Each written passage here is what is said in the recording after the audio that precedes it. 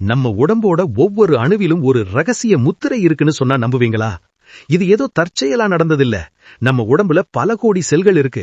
இந்த செல்கள் எல்லாம் சிதறி போகாம ஒன்னா ஒட்டி பிடிச்சு நம்ம உருவம் மாறாம இருக்க உதவுறது லாமினின் அப்படிங்கிற ஒரு புரத மூலக்கூறு. இந்த லாமினினோட அமைப்பை மைக்ரோஸ்கோப் வழியே பார்த்தா நமக்கு ஒரு பெரிய ஆச்சரியம் காத்திருக்கு. ஏன்னா இது அச்சசலா ஒரு சிலுவை வடிவத்தில் இருக்கு. ஒரு கட்ட உடல் உறுதியா நிலைச்சு நிக்க இந்த சிலுவை வடிவ புரதம் தான் அடிப்படை காரணம். அறிவியல் இப்பதான் இதை கண்டுபிடிச்சிருக்கு. ஆனா நம்ம வேதாகமம் இத பல நூற்றாண்டுகளுக்கு முன்பே சொல்லிருச்சு. கொலோசையர் 1:17 சொல்லுது, எல்லாம் அவருக்குள் நிலை நிற்கிறது. கவனிச்சிங்களா?